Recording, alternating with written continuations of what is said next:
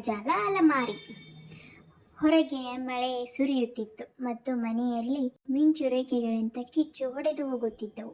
ಐಶ್ವರ್ಯ ಎಂಬ 10 ವರ್ಷದ ಹುಡುಗಿ ತನ್ನ ಕೊಠಡಿಯಲ್ಲಿ ಓದುತ್ತಿದ್ದಳು. ಆದರೆ ಬಾಗಿಲಿನ ಬಳಿ ಏನೋ ಕುತೂಹಲಕಾರಿ ಶಬ್ದ ಕೇಳಿ ಬರುತ್ತಿತ್ತು. ಐಶ್ವರ್ಯ, ಆಡೋದಕ್ಕೆ ಬಾ. ಅವಳು ಹೃದಯವನ್ನು ಕೈಯಲ್ಲಿ ಹಿಡಿದು ಬಾಗಿಲಿಗೆ ಹೋದಳು. ಬಾಗಿಲು ಸಣ್ಣ ಕ್ರೀಕ್ ಶಬ್ದದೊಂದಿಗೆ ತೆರೆಯಿತು. ಒಳಗೆ ಏನೂ ಕಾಣಲಿಲ್ಲ. ಕೇವಲ ಧೂಳಿನಿಂದ ಮುಚ್ಚಿದ ಬಟ್ಟೆಗಳು ಮತ್ತು ಕೆಲವು ಹಿಂಬದಿಯಿದ್ದ ಆಟಿಕೆಗಳು ಅಷ್ಟೇ ಕಂಡವು. ಆಗ ಗೋಡೆಗಳಲ್ಲಿ ಮೂಡಿದ ಆ ನೆರಳು ಮಿಂಚಿತು. ಅದು ನಿಜವಾದುದೇ ಎಂಬುದನ್ನು ಊಹಿಸಲಾರಳಾದಳು. ನೆರಳು ಇಳಿಯುತ್ತಾ ಕೊಠಡಿಯನ್ನು ತುಂಬಿಸಿಬಿಟ್ಟಿತು. ನಾನು ಒಬ್ಬ ಒಂಟಿ ನೆರಳು, ನನ್ನ ಜೊತೆ ಆಡೋಕೆ ಬನ್ನಿ ಎಂದು ಶಬ್ದವು ಹೇಳಿತು. ಐಶ್ವರ್ಯ ಧೈರ್ಯದಿಂದ ಹೇಳಿದಳು, ನಾನು ಆಡುತ್ತೇನೆ, ಆದರೆ ನೀನು ನನ್ನ ಅಲಮಾರಿಯಲ್ಲಿ ಇರಬೇಕು.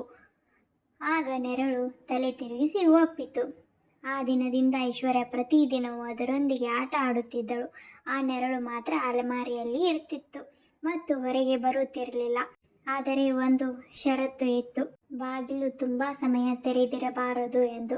ಒಂದು ರಾತ್ರಿ ಮಳೆಯ ಶಬ್ದ, ಗಾಳಿ ಸೇರಿ ಬಾಗಿಲಿನ ಬಳಿ ಚುಕ್ಕಿ ಹಾರಿಸಿದಾಗ ಐಶ್ವರ್ಯ ಗಮನಿಸಲಿಲ್ಲ. ಬಾಗಿಲು ಸ್ವಲ್ಪ ತೆರೆಯಿತು. ಆಟಿಕೆಗಳ ನೆರಳಿನಂತೆ ಮೃದುವಾಗಿ ಇಳಿಯುತ್ತಾ ಕೊಠಡಿಗೆ ಹೊರಬಂದಿತು.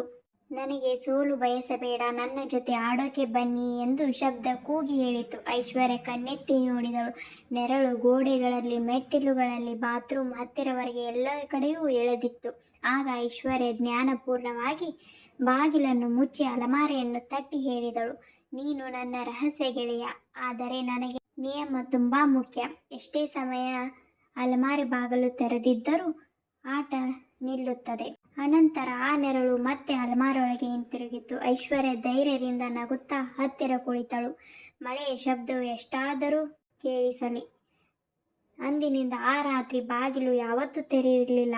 ಆದರೆ ಕೆಲವೊಂದು ಬಿಸಿಲು ಮಳೆಯ ದಿನಗಳಲ್ಲಿ ಅಲಮಾರಿಯಿಂದ ಬರುವ ಶಬ್ದವನ್ನು ಇಂದಿಗೂ ಕೇಳಬಹುದು, ಐಶ್ವರ್ಯ, ಆಡೋಕೆ ಬನ್ನಿ ಎಂದು.